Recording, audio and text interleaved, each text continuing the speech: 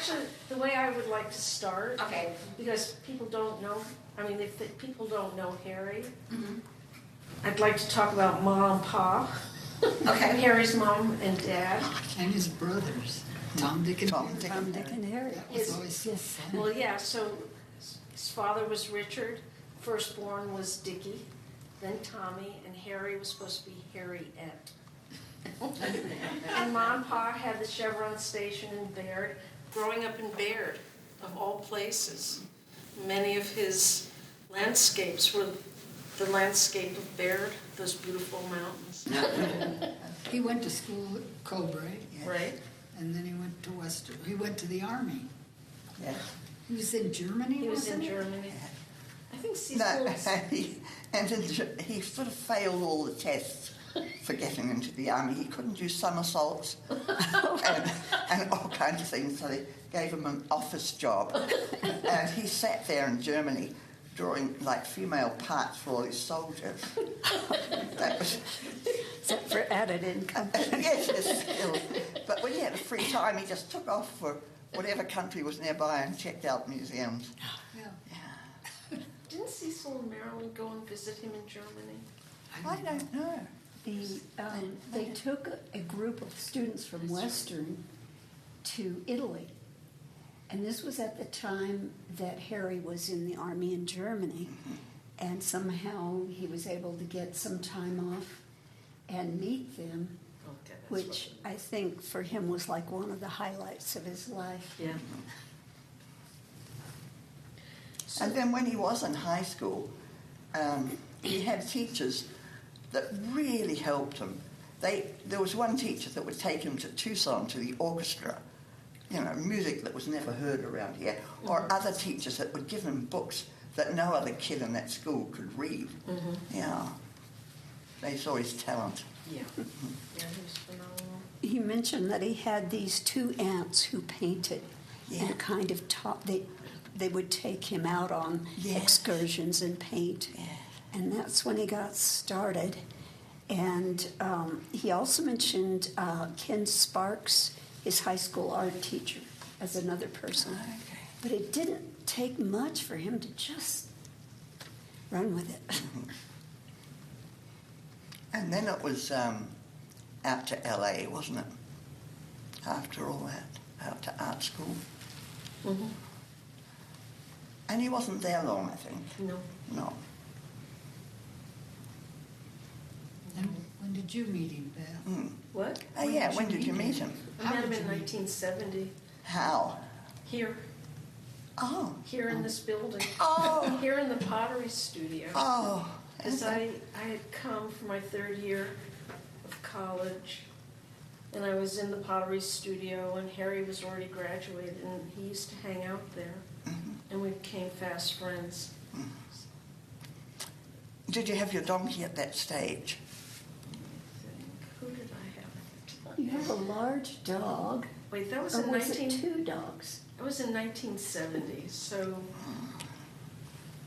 I think I came with my dog Tatiana, who was a blonde husky, and then I adopted a big black Labrador, and they were with me all the time. And I stayed here in the pottery studio all the time and hung out with Harry. And where did you live? Just right down the street on College, in the Okay. apartments, Okay. where the courtyard is, in the back apartment. And then was Polly the next one to join the group? No, actually, Polly and Miriam were fast friends with Harry. They went to college with him. So they hung out with Harry before he even went to the army after college. Probably. Right? Yeah, Right. they probably knew. And in between those things, he was the curator at the museum, Oh, yes. at the Silver City Museum, which people had talked for years about starting one and having one. And then just a matter of weeks before it opened, Cecil Howard, who was teaching here, arranged that there could be a curator who would be paid as a graduate assistantship in art. And this deal came with a studio apartment upstairs. And so that they Cecil and Harry gathered up whatever they could find to open the museum with, and made it all just look spectacular. Wasn't it fantastic? And it opened in July of '67, and then in '68 he was drafted. And when he came back, he was hoping to just take the job again, because a whole raft of graduate students had moved in and out of the apartment. And the town at that point had sort of formalized the job, and someone else had it, and so they said, no, you can't have your job back. So he taught at Coburg for several years. Oh. And then, when was he teaching with out in Glenwood? He didn't go to Glenwood until Cecil and Marilyn bought the farm, Yeah. I think in '71. Okay. And Harry bought into the farm. Yes. Their plans were they would be creating art. Mm-hmm. They were going to sell on the highway. I can't even imagine. But I think Harry was at the farm for at least 2 years. Yeah. and then in '73, the job opened up, and he moved back in. And then I became his first secretary. And he loved telling everybody I was the worst secretary. I couldn't type, I couldn't do anything. I would get so excited when people would come in the door. I would say, I met the nicest Oh, yes, that I was met- your line. my I met line the was, nicest people. I met the nicest people. So, and then Harry used to love to play jokes on me. Do you remember the exhibit, the John Denver exhibit that he set up? No. You never saw the John Denver one? Somebody had gifted the museum, because Harry grew up here, everybody knew him. He knew every Absolutely, yeah. every amateur archaeologist that was around. That was a lot of the population. A lot of the population.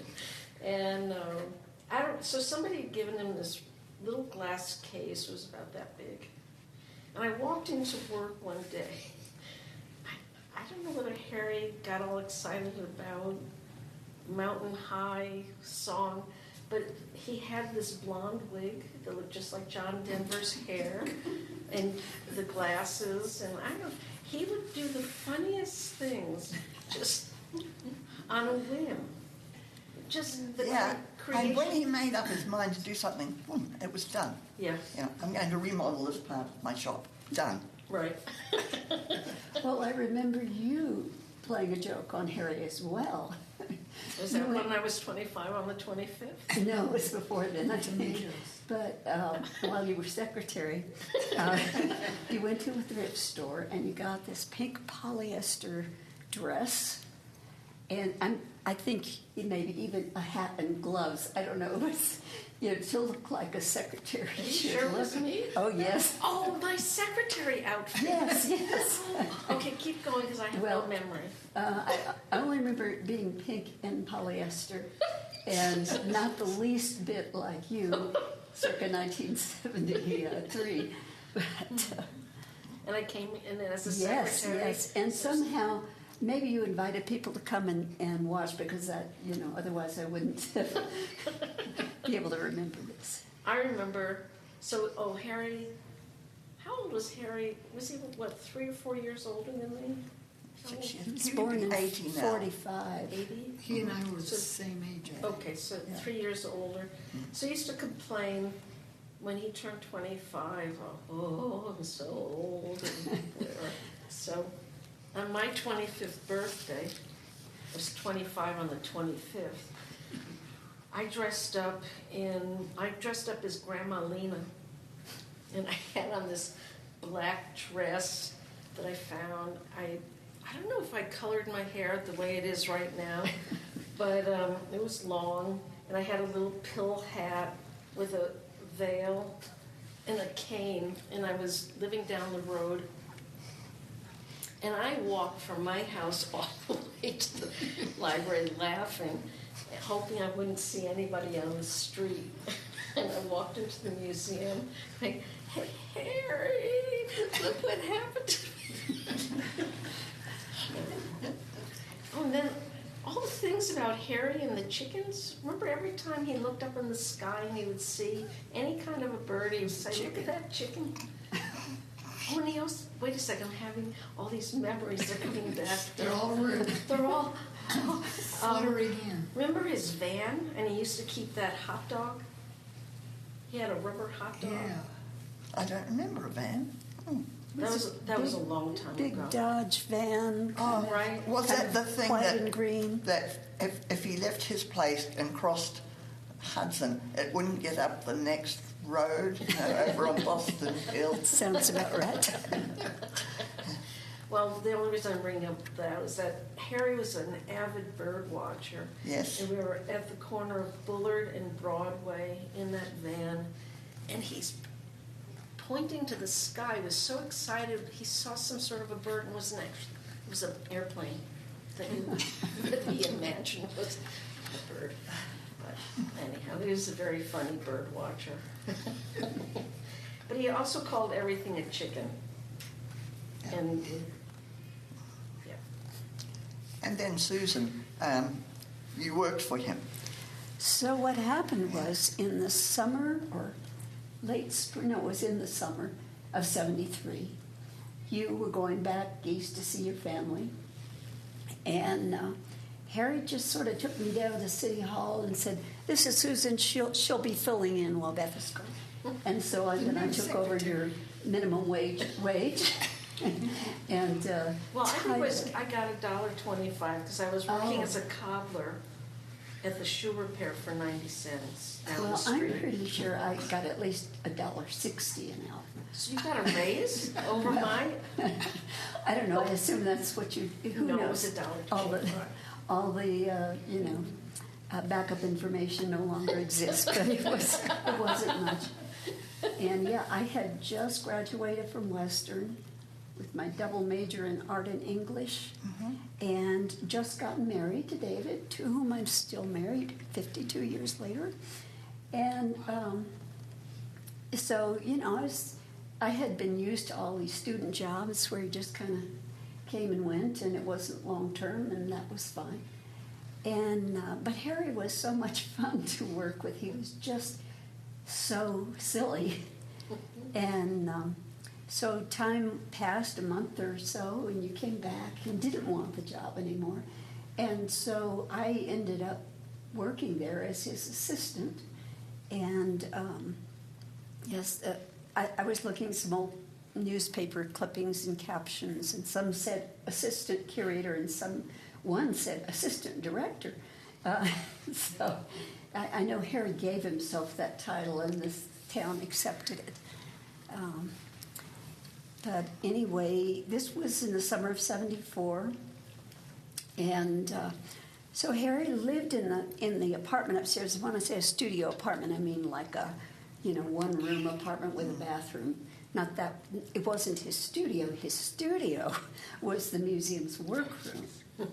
And so by night he would be working on his art projects and making assemblages. There was one situation where a family wanted a house cleaned out. It was pretty much of a hoarder situation.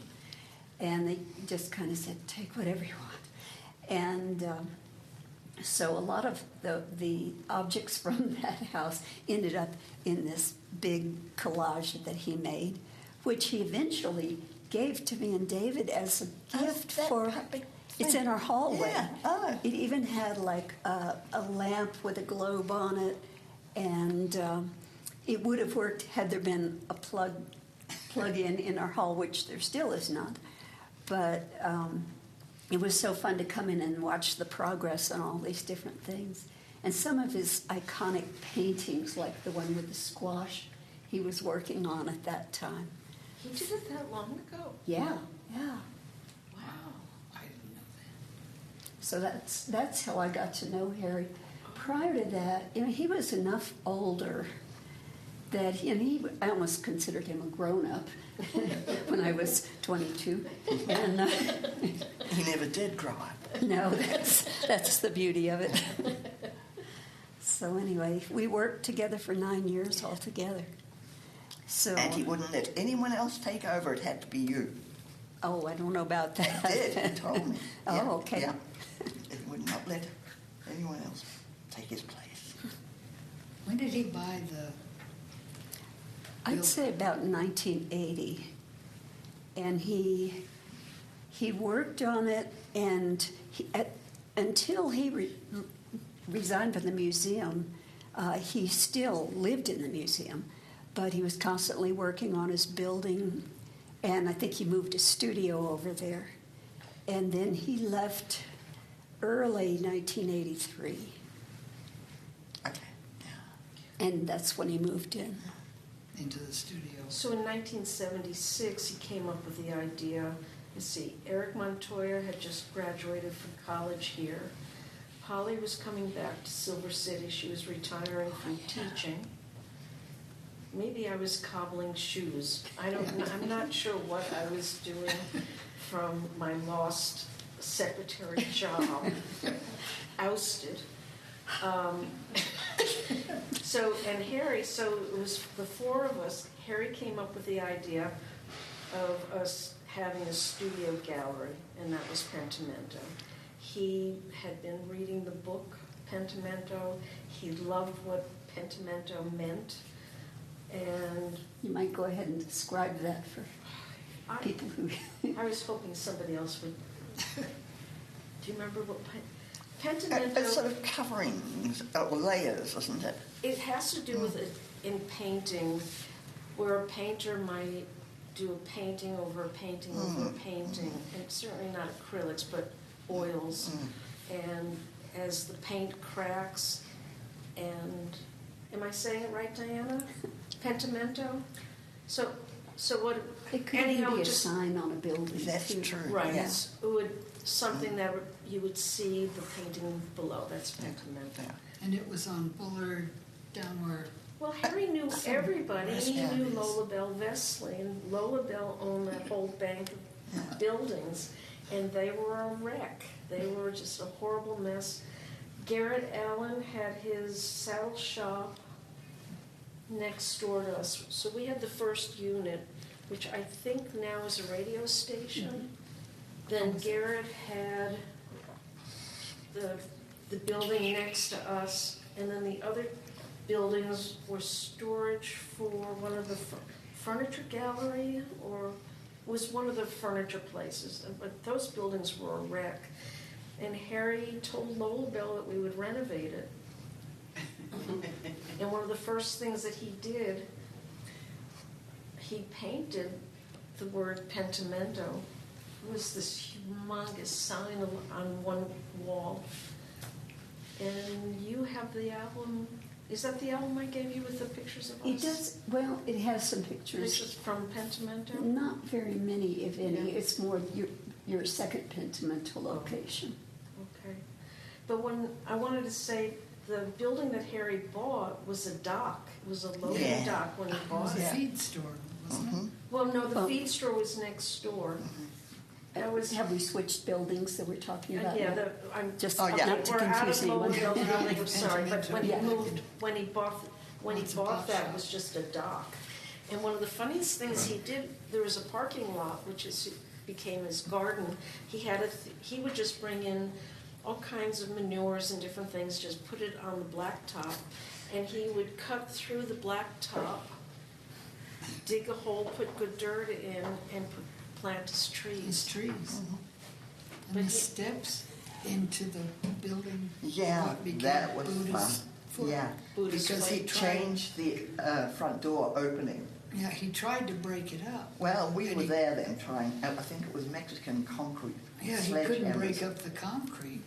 But he because it did was keep so- those stairs for a long Oh, time. what he Yeah. covered? And he built that kind of greenhouse addition Yeah. that is Right. still there. Yeah, and then he built these paper mache type steps over top of the over the steps we couldn't break up, and they had these wee stubby toes. So Oh, the left foot of Buddha. left foot of Buddha, obviously, yeah. Oh, Painted it blue. gee, And I put didn't warnings realize on it wasn't made of cement. Actually, Eric, who had Unicorn Press, was making some kind of... Papercrete. Papercrete. Oh. We used that stuff. Wow. Wow. And it looked beautiful, and now they put it in a cage. And when did you turn up in the picture? I moved here in 1970. Oh, I don't remember when. How did we meet Harry? Probably at Pentimento. I don't know. Because I knew you. Yes, you Susan both lived in across the Pinos creek. Altos. oh yeah, Yeah, we both lived in Pinos Altos. yeah. Well, we started partying in '73 for our birthdays. Oh, are you still doing it?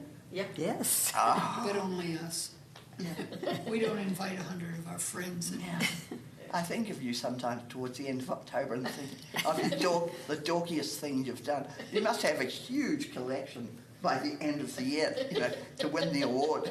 Oh, the Dingbat of the Year. Yeah. Yeah. The good thing dingbat. is that none of us can remember what we've done throughout the year. Yeah. Well, I have a hairy gardening story to share. So, and this would have been in the early years. We were working together at the museum. And at the time, there was a board fence that ran across the yard, which did have a lawn on it and so forth. But it was behind the kitchen of the museum, kitchen/workroom, and it ran across. And then behind that was a gravel parking lot, and so Harry kind of carved out this area to be a vegetable garden, and he was showing it to Beth, I think, on one of her visits to town. And he had planted like zucchini and various things, and just little plants, just like little plants from the grocery store or something. And so he decided, as a practical joke, he went and got like fresh produce from the store. And at the time, there was a woman who seemed like a bit of a character. Her name was Josephine Cudney, and she wrote for the Silver City Enterprise. I remember Joseph. And she was a stringer. She always talked about, I'm a stringer for the El Paso Times. And, this was just a term I had never heard. And there was something about it because she was just very out there. And she seemed very elderly to us, but I think, I'm just guessing, maybe she was in her 50s. But anyway, so his explanation when Beth saw the plants, the young plants with this great produce all over it, that he and Josephine Cudney had performed some sort of erotic ritual. And look what happened. Really, the plants really were just this big and they had a zucchini sticking out. Yeah, yes. And he It had was very tomatoes. funny. But he would go to great lengths to do these things. It was hilarious. So was I next there? Must have been. Must have been. That was quite a bit later. That was 81 when I A came whole to nother town. decade. Yeah, yeah. I remember walking downtown past where Jalisco's and all those are, and there was a gallery there of drawings of onions by Harry Benjamin. They were gorgeous. And then, That was the first Pentimento. yeah, okay. And then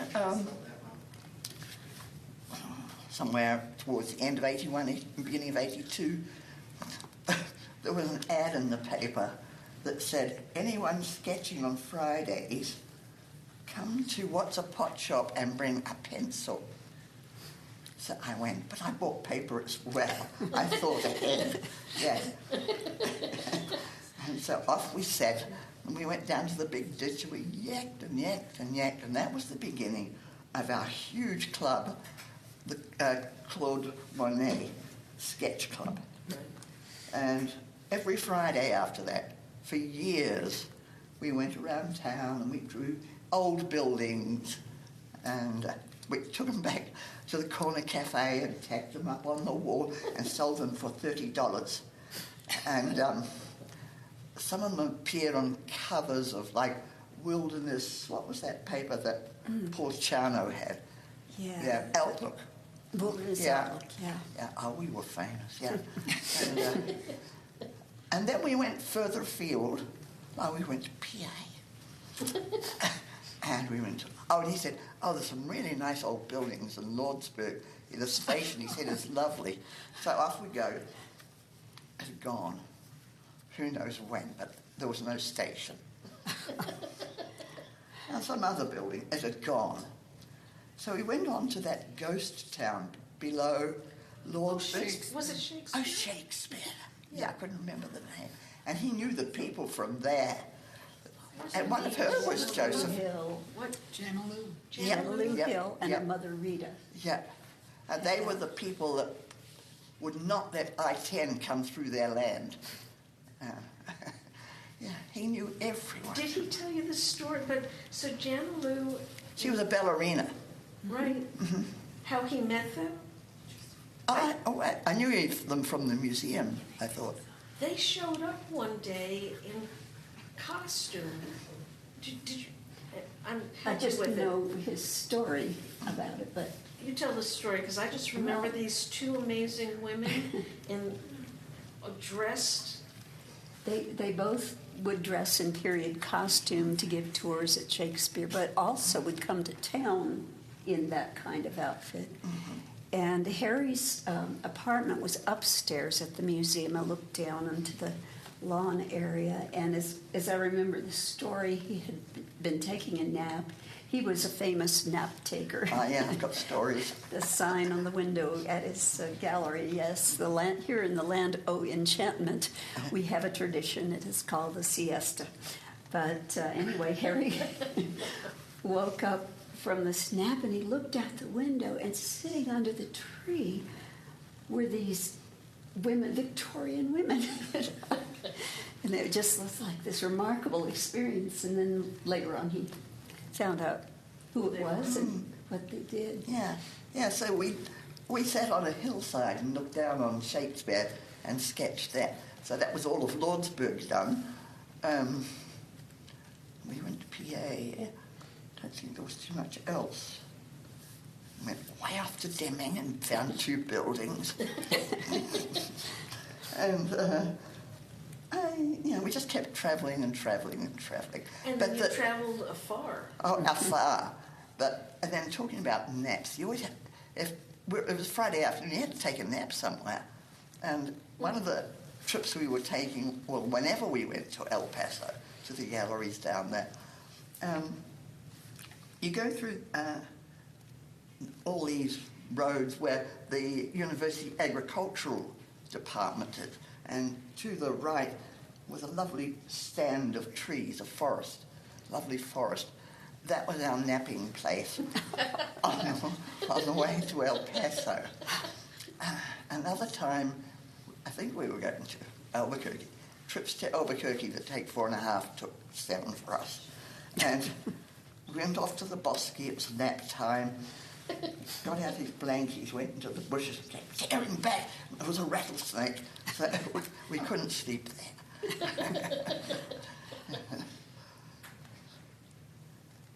Now, did he see the King Tut exhibit? No, Ramsey's. Oh, okay. Oh yes, our club swelled to 4. Yeah. And it was Michelle Giels and Steve Waldvogel. Okay. Yeah, so we all set off for Denver and, for the Ramses show. And I think the first night we stayed in a youth hostel. The second night, Steve Waldvogel had friends that lived on the top floor of an old Victorian house. And you go up there and the whole floors covered in newspapers because they had pet rabbits that lived inside the furniture. So,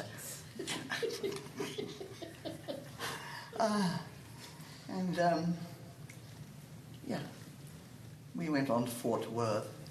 This was a show there. In Machu Picchu. And Didn't you go to yes. Machu Picchu? Yeah. Oh, that trip was one of the, that's a long story. But you you remember David from up in PA? David. The guy that couldn't turn much. He had a good Oh, voice. Dave Bryan. Yeah. Because he couldn't work anymore because of his arthritis, he bought pots from Machu Picchu and he'd bring some to Harry to sell in his place. And so he was going to go on one of these trips in his Forerunner, and we decided it would be nice to go with him. So he had a You passion. don't mean Machu Picchu, do you? No. No, Yes, Mato right. Ortiz. Oh, You're talking Mato Ortiz. Sorry, I'm okay. old. It's Oh, right. Yes. Okay. Yeah. Okay. Here's where some little words will appear on the screen said- saying Oh. she means Mata Oh, Ortiz. hey. Well, you said he brought back pots. But they I thought, did no, go he to didn't. Machu Yeah, we Picchu. did go there, but Marta Ortiz. So we go down there, and David's Forerunner, that was a bit of a mess. And we met up with a guy called Roberto that used to have different places set out there at Marta Ortiz for him to go to, where they had all their pots on beds and their kilns out in the yard, and he would buy up his stuff and put it in his car. And we stayed with Roberto. He fed us, and we were allowed to sleep on the front porch of his store, guarded by this vicious pit bull. But it was fine. So then we were going to go, before all this happened, when we were going to go down to Palomas and just through, they wouldn't let me through. I think they'd never seen a New Zealand passport. And they went on and on. And in the end, they wouldn't let me through. We all had to go to El Paso and get a visa. So someone in the car, Harry was a wonderful navigator. He knew a shortcut. And you go over these dunes sort of along the dividing fence between the two countries. Mm-hmm. So we're going off along the fence. It rained recently. David's driving, but his windscreen wiper doesn't work, but mine did on the passenger side. And he couldn't turn his head much, so it's clear. It's clear, you know. And we bounced along, and we came to this gate with a big sign at the top that said, "Plum Out of Luck Ranch." So we drove in rather nervously, and a guy said, "You should do the talking." You know, that sounds so different. So I got out, and they put on my very best British accent, and I said, I do believe I'm lost. How do we reach El Paso from here? Oh, because a guy came out with a gun on his shoulder. Yeah. And he said, well, someone's going that way and soon you can follow. So off they set, over dunes and things, until we get on some road. And that was getting to Mata Ortiz. So did you actually say that Harry had a good sense of direction? Yeah. Exactly. So after that trip, my brother Kenny and I went with Harry because Harry was so excited about the pottery.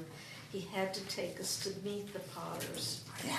And we go all the way down there. We couldn't speak Spanish, but we had pictures of photographs of our pottery, so we could hold them up to the different potters so they would talk to us and we could go and see things. So we're on our way, and the road just kept forking. Mm-hmm. Harry would go,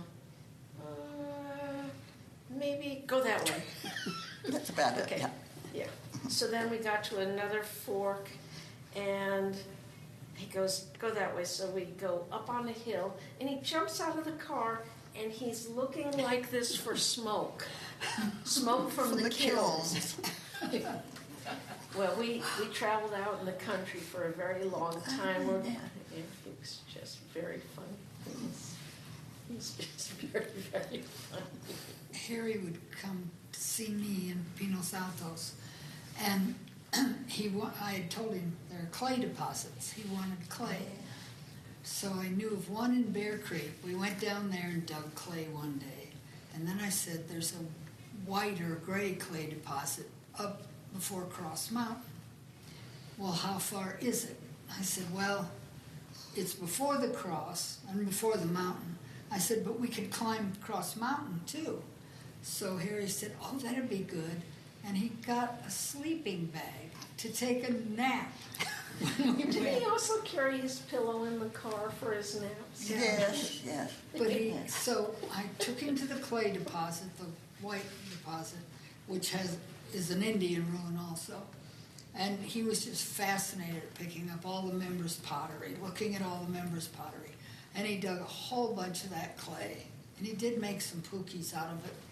But then, going up Cross Mountain, there is a path up the back of the Cross Mountain to the cross. Cross Mountain is behind Pinos Altos, or I guess north of Pinos Altos, and there's a huge cross on it that's metal that someone put there to the saints for saving their wife, to the patron saint of Pinos Altos. So we get up there, and Harry brought the tiniest pieces of paper. It was like a little tiny notebook. It wasn't 5 by 7, and he drew pictures of the mountains in Pinos Altos. It's way down there. And then he spread out his sleeping bag and said, now we take naps.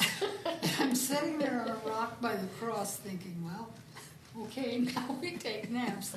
And he laid down and took about an hour nap before we could go back down. And you're talking about carrying a pillow around with him and other stuff. Our family used to have big yearly campouts at Meadow Creek because we had many birthdays on the same He day. would tell me. Yeah, and so Harry was going to come along and join us, and he had his camping gear. I think some of it was from David Schofield, and the rest I don't know where he got it from. And he come, we've all got our backpacks, everything perfectly in place in the back of the truck. Harry walks out of his shop with a huge black garbage bag with all these poles sticking out, all different colours, that don't match. Yeah, he had a hard time making a tent.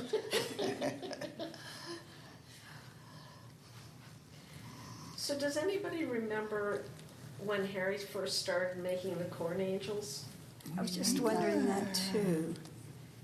I know it was after he moved to his later studio. Right. And he actually had one of those cornbread molds Yes. that's Right. like I think I've got it ears now. of corn. Yeah. I have some, are they aluminum? What are they made of? Cast iron? Cast Cast iron. iron. Cast iron? They're rusty. Yeah. Yes, Yeah. I've got some of those in the backyard. Okay. They're just plain Yeah. corn. No I just That's remember right. somebody had given it to him and he pressed the clay in and he was just all excited. I don't know how the concept of the corn angel, but didn't he take, whenever he went on a trip like Machu Picchu? Yes. That's Didn't- right. That was Didn't a he always story. carry, Oh, yeah. right, He did. did. Corn Corn angel. angel. Okay. a corn angel? And I it was just like- found the picture this morning. It's in, Yeah, it's we were in at Stephen Grove. Machu Picchu, and it's rigid about where you can go, and you can't go off trails or anything. But that doesn't mean anything to Harry. And he's off climbing one of these ancient walls, and he's got this angel, and he's about to set it out on a wall to leave there, and a ranger comes up. But all his sweet talk, he got through it. Yeah. I remember him talking once about the town, since the museum became a department of the town. And but they really didn't pay much attention to him. And I mean, we'd have to walk down to City Hall, which is where the municipal court is now, in the old, Yeah. really old bank building, and to make Xerox copies, And it was like everything was scrabbled together. But that Harry didn't have to go to meetings or anything, and he once commented, "They'd just let me do whatever I want because I'm me." It was true. I didn't have that benefit. I wasn't. Had to go to a lot of meetings, but. But when Diana called just yesterday, and I didn't quite get the gist of what this was all about, the night before in bed, because I'd just come home from big stuff, my mind was wandering, and I was going to write columns for the newspaper called Travels with Harry. And there, What a and great then she idea. comes up about this. Oh. Amazing. Good timing. Yeah. We went to Sweden, where my sister lives. And we went to New Zealand, where my father lives. And my dad had always been a little bit anti-gay. Fell in love with Harry. Oh, It was just wonderful. wonderful. Yeah. And it was wonderful having a gay man, a gay friend, Yep. when you didn't have another man around. We went, to all the concerts together. Oh, we went to a concert to see Yo-Yo Ma in El Paso, and everyone's in their beautiful clothes. And Harry's in his jeans and his jacket and his baseball cap. That reminds me of a story when you and Harry went to Benny's wedding, Oh, yeah. and Harry had a tuxedo, From Bonnie. Ogletree. Bonnie? Yep. and Yep. he didn't try it on before. No. And so he gets all dressed. The end result is, were the pants... Moth holes. There were moth holes Moth all holes. the way up the legs. So what Trish did was, when you had a black magic marker, Yeah. and Harry stood there, and Trish filled in every hole with the black magic marker, because Harry was the best man at the wedding. And oh, that's right. He needed a tuxedo for the wedding, so Yeah. Bonnie had. And Bonnie, yeah. That's Bonnie Ogletree. Yeah. Yeah. And he, of course, was our introduction, I think, many of us, to the Ogletrees. Uh-huh. Yeah, because whoever Harry wanted to come to their place, they were accepted. Right. Mhm. Exactly. And they were such supporters of the museum. Oh, yes. Yeah. Mhm. Always loaning things from Yeah. their vast collections. And just really kind. Harry was quite a dancer, too. He was good, but he wouldn't waltz.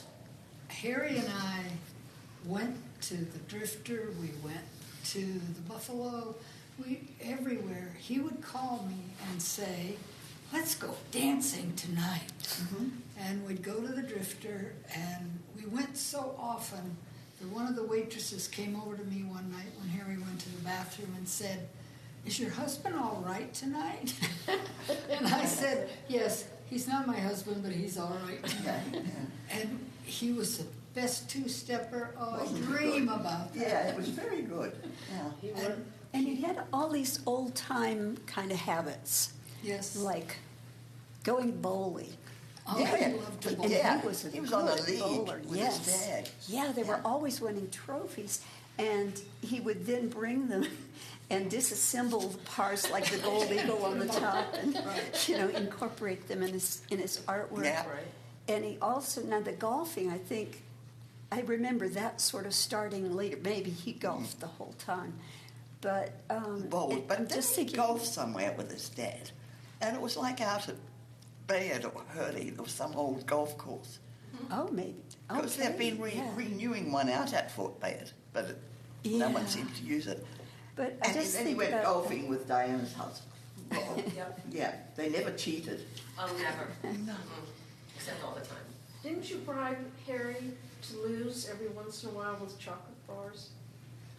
No, but What was that? I gave him golf balls I gave Harry golf balls with Bob's face on it. Oh. And I gave Bob, with Harry's face on it. So Oh. when they whacked the ball, they were whacking each other. Harry called me one night and said, the smoke jumpers are in town. We've got to go to the Buffalo. So we would go to the Buffalo, and they had that upstairs gallery. Yeah. And we'd go stand upstairs, and he'd look down there and point out the best looking smoke jumpers that were dancing. And another thing was, he accepted everybody, from Senator Benjamin, what was his name? Senator Jeff Bingman. Jeff Bingaman. When he came to town, he always went to Harry's place to get the latest scoop on how things were going. He loved cowboys. he had a homeless person living with him the last few months of his life. Just anybody. But Harry took in everybody Yeah. to help, to feed, to give Yeah. them a place to live. Yeah. He He just was a called me remarkable one night person. with, speaking of Jeff Bingaman, he said, quick, turn on the news. There's Jeff giving an interview in front of my painting. Because Jeff had taken some of his artwork to Washington. Yeah. And you may know this, but Lois Duffy did a painting after Harry's death, but from photographs. And it was a scene in front of the museum on 4th of July, the ice cream social day, and Harry's standing there next to me in this painting, and which she had come to a talk I was giving, and so she did some sketches, and I had to laugh when I saw it because I was always being given a hard time for not dressing in red, white, and blue, and there was one year I was very drab. And so after that, I, got a red skirt. But this particular one would have, the board members would have tisked over. But anyway, we're standing in front of the museum.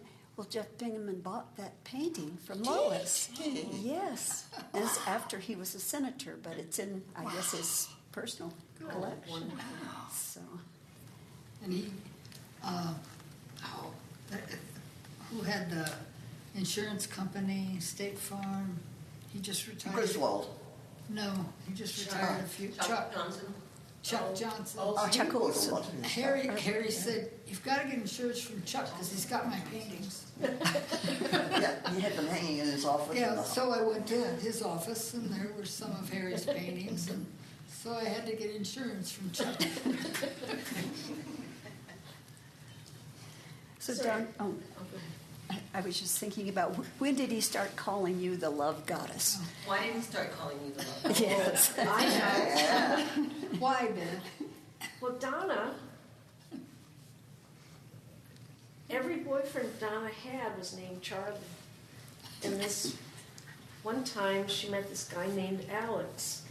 And Alex No, his was first, sometime in California. his first name was Charles. That was the punchline. Oh, Forget that anybody heard that. Please cut. So Alex had, it's like blah, blah, boom, invited Donna to San Diego. San Diego. He worked for the Scripps Institute. Right. And anyhow, then you came back and then you Harry? found, oh, Well, Harry went with me because, I flew there. He sent me a plane ticket to fly from Tucson. And our friend Irene lived in Tucson. So Harry had a painting of Irene's that she had bought. And I had a pickup truck. So we put that painting in the back of my pickup truck and drove to Irene's. And he was going to stay with, Freddie? Oh, yeah, glassblower. Freddie in Tucson. Yeah. And so we delivered the painting, which we got it out, and the canvas was all wobbly from being in the back of that truck. And he sprayed it down. It was oil. He sprayed it down with the garden hose to tighten the canvas. He took it in and hung it at Irene's house. which painting was it? I can't remember. It was one of those. I mean, it was filled the back of my pickup truck. It was Okay. a big one. Okay, so Back So to the then- love goddess. Grant. Then I went to the airport. I flew out to San Diego. I met my friend, Alex. His name was Charles Alexander. And he showed me around San Diego and flew back. And this was like a weekend trip. Didn't he have like wine on the beach? Oh, yeah. He We went do- out to the beach, had wine. Well, he had forgotten an opener. He didn't know how to open it. I hung around with the Sounds like you belonged. I had hung around with the Motley Crew, so I said, have you got a knife? And stuck it in the court and pulled it out. But anyway, Alex was a very nice guy. He passed away, fell off his yacht.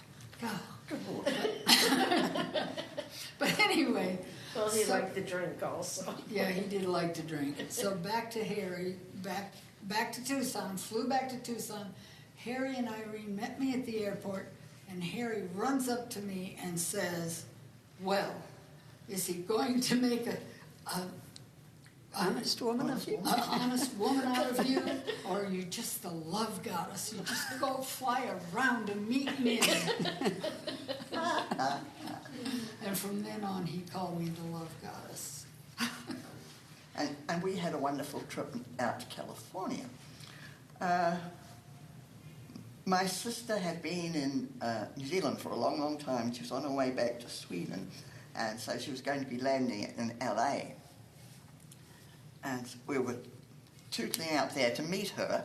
It was the quickest way to meet her. And we had to wait hours because some Gulf War had just started. Yeah. But anyhow, we picked her up and we travelled up north because my husband was working up in San Francisco, and we had a good time. We had to see galleries usually. Oh no. So he said, oh, yeah, let's go over to Berkeley. We'll go and see their gallery. So we tootled over there. It was closed for 2 years for renovation. And then we went to, what's the one down by the Golden Gate Bridge, that park? Presidio? Yeah. And because we saw a sign about Palace of the Arts. And we couldn't find it. We went into a building and science building. They said, no, that actually, it closed 90-something years ago. But they did have some big sculptures around. And that was the story of our life, going around to galleries and they were closing or repairing themselves. Yeah. So we were going back to the airport to drop Valerie off. And we had stayed with Rodney. Okay. He lived in this other Victorian house. You could see through the walls up in the attic. And he carried a tennis racket. That was his weapon because he lived in East LA. And he was going to take us to a place for a sandwich. Well, it was the last place that Marilyn Monroe had a sandwich. Don't know what she was doing in East LA. But off we go down there. We lock the car up, have our meal, come out. The windows are all smashed in, and we've been robbed. And we've been robbed of everything. All Valerie's stuff, she'd been writing research notes all the time in New Zealand, gone to new golf clubs, had gone. We had eaten a meal of green-lipped mussels on the way down, and Harry wanted those. So they were in a paper bag covered in sand. They were gone. And in my hurry to rush out there, I just grabbed my jewellery, stuck it in the car. Gone. It was devastating. That was an LA trip. You should write Travels with Harry. Yeah. And they stole his green jacket. He had Yeah. that shiny green Yes, jacket. like for And it said Cow Palace or Cowtown or something on the back of it. Because when he got back, that's the only thing he told me they stole. because he lost sleeping bags and Yeah. sweaters And his pillow. And About his that's what it 60th was. birthday. Oh, yeah. Yeah. I remember yeah. his 60th birthday. goody. Yeah. That was, did a big drawing of this, and of his studio, his clay studio, and that Paul Ciano made many copies for different papers and things. And the big one I had in my workshop studio just faded away. So I'm glad to see these. Oh. Yeah. He used to decide to paint the floor. Remember when he put patterns on The the floor? patterns. Yes. Oh, yeah. Dress patterns. Dress patterns. Yeah. Like that, that's tissue paper. It's Yeah. like the least sturdy kind Yeah. of paper you could possibly Yeah, but the choose. glue or whatever he used, polyester, was Yeah. terrific. Yeah, and even now there's little patches of it you can still see. But he He had a great gallery in What's a Pot Shop, and he lived there, and he worked there. And talking about the floor, we used to go on wonderful trips together to the dump, to the original dump. We had my truck loaded up, and those days you didn't have to tie anything down. We're driving along Ridge Road, and something blew off, and he hopped out, and his hat blew off, and his hair was like the rays of the sun, all sticking out like this. But and he wasn't happy that I laughed at him. We went on to the dump, but we came back with just as much paint, gunk and stuff that he saw he had to have. Yeah, can't do that now. I used to love to go and just sit and watch him paint next to the wood stove. He had a wood stove. He had to have. Yeah, there it a is on fire. that corner there. That was your wood stove, wasn't it? Yeah, It's in Kenny's studio now, Okay. still working. yeah, it's a pretty thing. Yeah. Well, talking about Harry's hair, I remember from the museum days, there's a photo which may be on that table, or maybe I put it over here. No. It may be in the box. Well, anyway, it can be a separate exhibit. But it was from 1975, I think, and we arranged for, it was National Preservation Week. It's coming our way. Oh, that's great. So we arranged to celebrate Silver City Preservation Week because Harry and I tried so hard to get the depot preserved. We found out it had been bought for salvage, and it did get torn down. But anyway, this picture was taken. It keeps turning up like a bad penny. The museum recently has dedicated a room to the history of the Aylman House. And there on the walls, that picture. Gee, Susan, you look so good. You know, he had this elaborate comb over, and there was a little kind of tiny hallway between the kitchen workroom and the rest of the museum. And hanging in that hallway was like a Mexican painted wood frame mirror. And he would stand there ever so carefully. But then he adopted the all caps and wore them everywhere. Yeah, and it used to get them free from Morningstar. Oh. Yeah, they knew exactly the shape he wanted and so forth. Well, when his friends conspired together to nominate him for a governor's award in the arts, which we didn't tell him because we all knew he would not want that. Mm-hmm. And when he learned that he'd received the award, he was worried, will they make me take off my cap? But they didn't. So. Yeah, we went up there for that, Michelle and I. And I was there too. I was there Okay. too, yes. and then afterwards, he as a navigator, we were going to be staying with Janie and Sue and Galisteo. Oh, no. Yeah. Hours and hours How many later. days did it take for you to get there? Yeah. Oh, yeah. So it's through him that I met all you people and everyone he knew. You know, he let us in on it. It was just terrific. It would have been a very boring life without him. Oh, totally.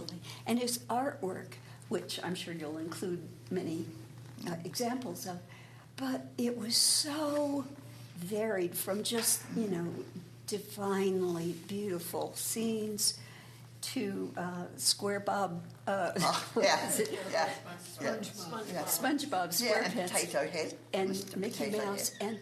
and yet there was something that just conveyed dignity on those characters because he had painted them. Yeah, and one of his most beautiful paintings to me was all the crows over the dump. Yes. Yes, it's all the dump stuff piled up and these birds in the sky. Oh, it was lovely. I think that one's in the New Mexico Art Museum now. It might be. It was Yeah. Liz Stewart? Stewart had it, yeah. Barrett Brewer has it now. Who? Oh, Barrett Brewer, she bought it from Liz. Okay. well, I only said that because it appeared on the New Mexico Art Museum's website. It was like the image of the day. So, anyway. anyway, to think how far that work has been scattered throughout the world. He was doing a painting of me in the nude, his back room, draped over things. And if you look and it was all covered in forest and trees and rocks. And if you really, really hard, oh yeah, that's her knee. There's a foot. Yeah, but then some guy from Germany's got that. Is that Mother Earth one? Yes. That's in Philadelphia. Oh, yeah. It is. It's in Oh, I Philadelphia. thought he said Germany. Yeah, okay. Near Germantown. Okay. But technically East Falls. Yeah. Do you remember the story when Paul Galbraith, was he selling his house Yeah, in Dallas. in Dallas? It was listed for sale. And then these two guys came to look at the house and they said, we're not interested in the house, we want that painting. Is that how it Yeah, went? we want to know where you got that Where- painting. Oh, wow. And later they came here and bought some art from him. And who, do you remember the T. Tyler, Texas story? I don't know if that was the T. Tyler, Texas, whether it was the same person from Texas who saw his painting, but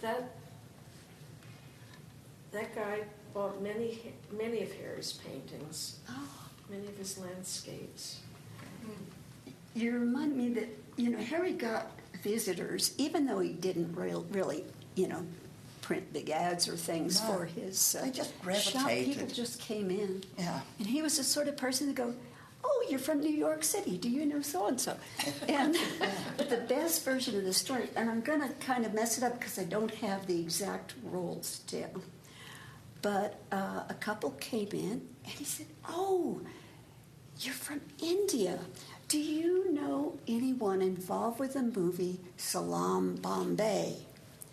And the man said, now I may get this backwards, I'll say, my wife was the director and I was a cinematographer. Right. And now I we met know the who guy that couple and was. the mayor, that was the new mayor of New York's parents. Yes, the future mayor. Yes. So anyway, yeah. And I don't know how Harry, it wasn't like something they ever showed at the Gila Theater. But anyhow, I mean, that was the magic of Harry. But I was going to say about the paintings, and he had all kinds of subjects, but when he painted people and their faces, they had, very often, they had this certain look. Yeah. We all had, we had our Miss family May and her. portrait taken. We're all floating. And we all looked the same. It was funny. I really didn't like it much. One of my kids wanted it. Well, I brought this item because Harry would also make personalized gifts. Mm-hmm.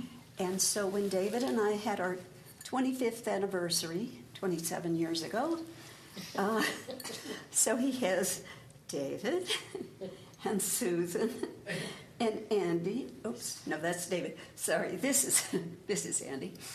And but we all have the face. Yeah.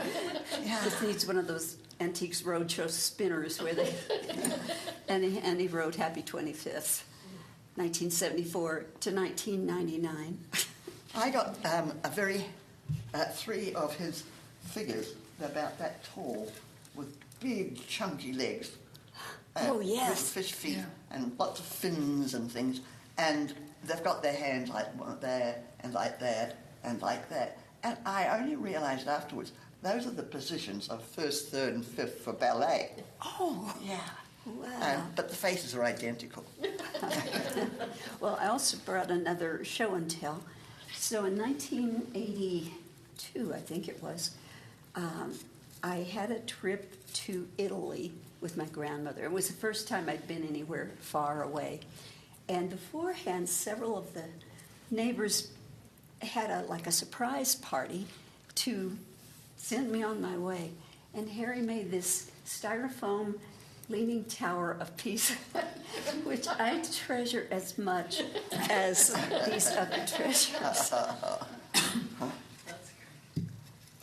Everything that you made, he said, they're going to sell like hotcakes. didn't he? Oh. All his angels, they were going to sell like hotcakes. Or if I started something, sell like hotcakes. Well, he started with the corn angels, but then it turned into just this whole species of angels. I mean, Yeah. a heavenly host. I have an angel in every room. So do I. I know people that have RVs that have their angel. And they always say, we have a hairy angel. Yeah. And I have family that come over from Europe. And Yeah. They've all got their angels. I have a snake angel, I've got a snake and a turtle and I have a lizard, And an owl. and various sort of And humanoid fat ones. ladies and things, and then yeah. I have a love goddess angel with a chihuahua on her head. He made one with me with the bird on my head. Okay.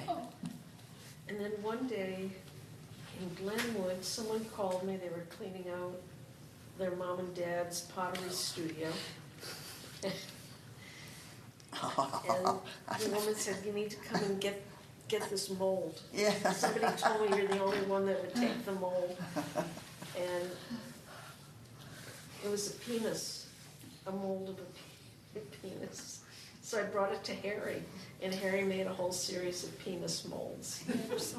And penis angels. But then the punchline was, you flipped it over. Oh, yeah. He called it Jesus as a penis. There was St. Peter. St. Peter as a, I'm only repeating. And then when you used to smoke so heavily, you made that necklace of of clay of all those squashed cigarette butts. Right. Yes. Yeah. Oh, and you made one out of mule deer, poop. Oh, why did I do that? I wonder. Hang on. It was, I made a whole necklace of. it was donkey poop. No, they were. No, They were. quite big lumps. Yeah, Oh, I yeah. remember the size. Yeah, they were that. I You strung. didn't wear it much, I don't, if at all. So it was dried animal poop, and they were discs. And didn't I beat it? I still have the necklace I made for him, the cigarette butt necklace. Okay. And seed beads between it. Very, Mm. yeah. So what's your favorite piece of Harry's? Mine? I have this gorgeous drawing. So we went to one of those families. It was actually the King collection of Mimbers pottery. I don't know if anybody's ever seen it. I know that there's a whole book of it. Harry and I had gone to meet with the Kings. This is when I was still his fine secretary. And there was if I remember correctly, there was a building behind the King's house, a cinder block. The walls were floor to ceiling. They had the most magnificent Mimbers pottery that I've ever seen. Later was stolen, it was all gone. But I photographed the entire collection. And there was this one beautiful pot, because the Kings had loaned the museum some of the pottery. And Harry did a pencil drawing, mirror image. It was just a section of the pot. That is my Oh, I remember very that one. favorite. Yeah. My favourite piece is an abstract he did probably early 70s. And I'd pulled down a bookcase in my house and I was having ladies over for bridge and I had this big blank wall.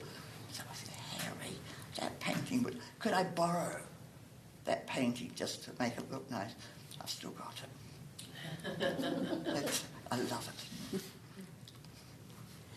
My favorite was, so I may be mixing up the events when I asked if he went to see the King Tut exhibit, but when the King Tut exhibit came to this country, it was like a huge, huge deal. And all kinds of Egyptian style things were being exhibited. Some Tut stuff. And so one of the things that Harry made, this is in my early years of working with him, was a replica of the antelope from King Tut's tomb. And it was ceramic, but he painted it with gold gilt metallic paint.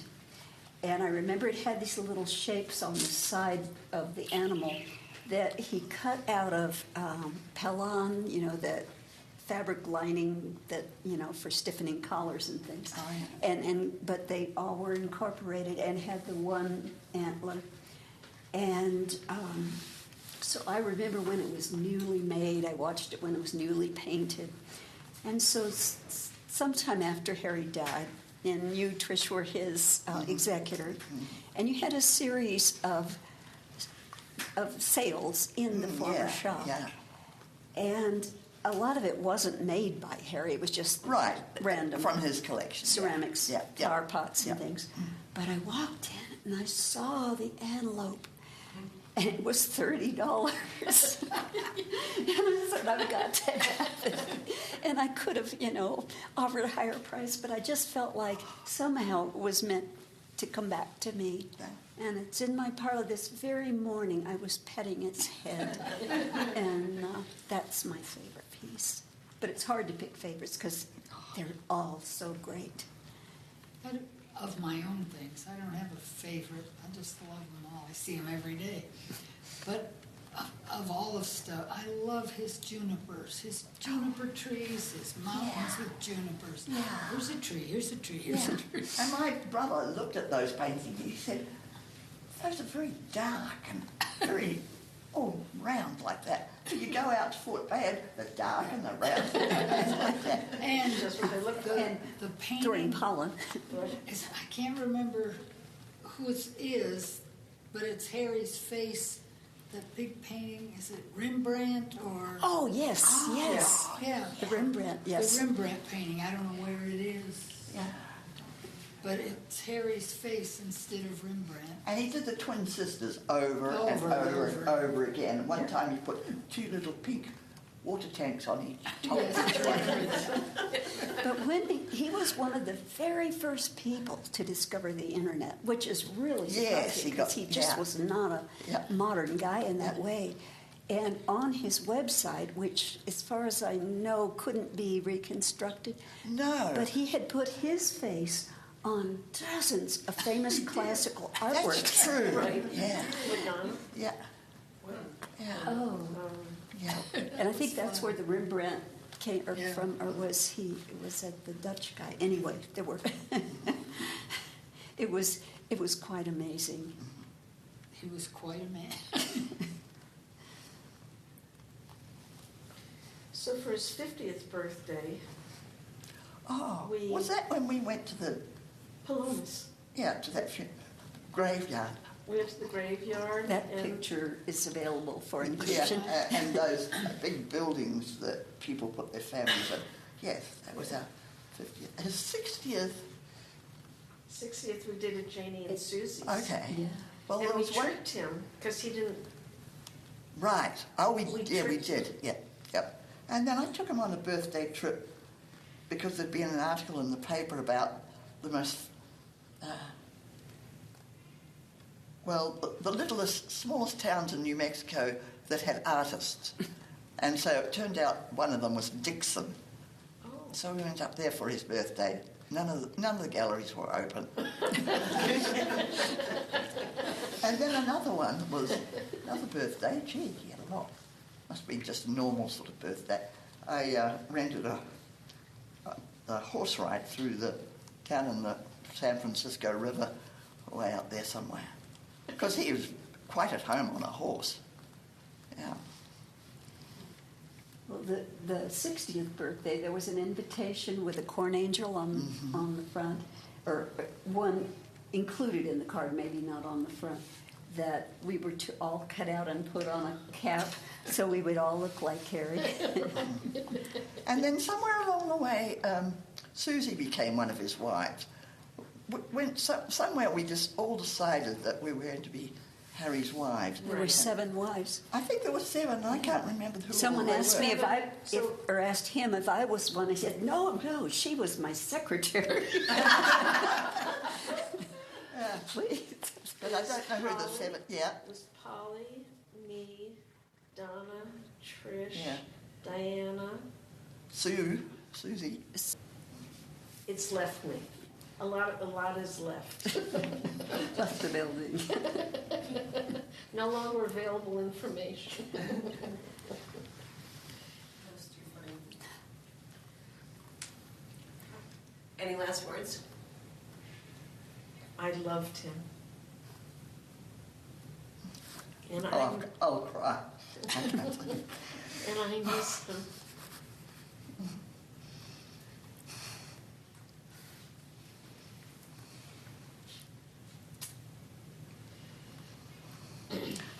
Although there was the story. His father died, and he was going to be buried out in the fort, at the fort where his son was. And I'd gone out on my usual morning hike with my colossal husky, and got attacked by javelina. Oh, I remember that. And so I made it down eventually, and I gave him a call, and I said, I think I better go to the ER. So he had them stop the funeral, so that I could get bandaged up and go to it with him. He did? Mm-hmm. I do have one last... So Harry's middle initial was L. Oh, yeah, I know. And he hated it. And hated it. Mm-hmm. And I would plead with him. Yeah. Are you Lawrence? I would come up every day. I would walk in and say, is your name, I don't know, whatever name I could come up with. Then I'd get a dictionary, and I'd get more names. And it turned out, over the years, I know he settled on Harold Love. Sometimes it's Harold Cement. But it turned out that he told everybody that his middle name was a different name starting with L. So when we were going to his funeral, we couldn't wait. We couldn't wait to see. That was like the biggest reveal. And it was Leon. Leo or Leon? Leon. Leon. Yeah. And it was Harry, not Harold, right? Right, yeah. So, yeah, because he was a true Harry. Yes. Oh, I've always been amazed that his parents would name those children Tom, Dick, Tom, and Dick, and Harry. Harry. That always amazed me. When I first heard that, I said, you're Really? kidding, right? Tom, Dick, and And Harry. they were so accommodating for him. They gave him space downtown for a studio, let him do his own thing, melt lead and model things. Right. They were really good. Harry was And his loved mother by always said he's everybody. just a little bit different. Well, something that Diana talked about including in this mini drama that we just enacted is a little video that we put together for his memorial event, Shaboozle. And so when I was working with Harry, that family had their own language they spoke, and I don't know where they got it from. But anyway, Harry would always use the word shaboozle in terms, it was whatever he couldn't think of the name of. Bring that shaboozle over here. And so I just was so curious. And one day, it apparently spread to the whole family because he told of his nieces. He just adored his little nieces. Yeah, Bobo. Bobo. Now, Moni came along Yeah. a little later, and he didn't, she didn't get as much airtime, but Bobo, always talking about her playing with her little friend with their Barbies, and Bobo said, well, my Barbie's shaboozles are bigger than yours. Well, I just thought maybe it's a word they made up until discovering years later when our son was a little guy that on this kids' music, I guess it was a cassette tape, Tom something was the artist. He had a song called Shaboozle. So anyway, Oh, you had it. You played it at his place. So that formed the backdrop of this amazing, amazing recapturing of Harry's studio before anything had been removed, but except for him. And who was the photographer who took Jay Hemphill. Jay Hemphill. Jay Hemphill. Okay. His I thought it might have been. fantastically beautiful photos. Oh. Yeah. Yeah. And we as a family loved bringing him weird things for his collection. I know this is going on and on, so I won't prolong it with the list, but we did give him a cement chicken one time that we bought at a roadside stand. I went over to see Mom and Dad. He used to take me to dinner or to lunch at Mom. Here, come on, we're going to Mom and Dad's. And his nieces would be there, of course, because they had a compound. The Benjamins all lived in his brother Dickie and Yeah. Dickie and Biddy. Biddy. Biddy, yeah. But anyway, Tommy and to Tina. this day, his niece, who's a judge now, calls me Aunt Donna. Aww. Yeah. I think Tommy died recently, so that was Yeah. fast of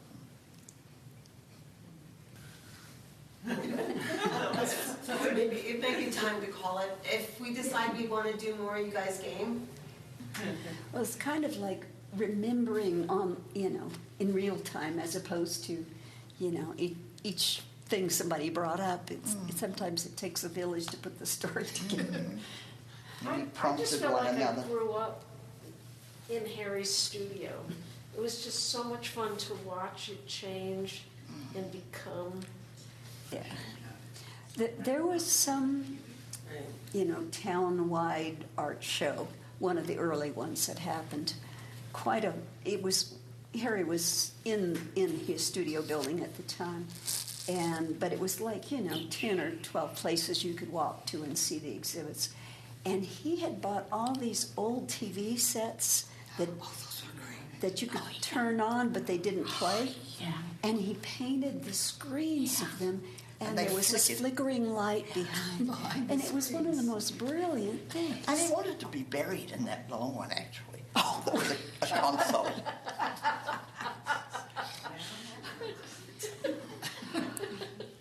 Yes, I do think we have more.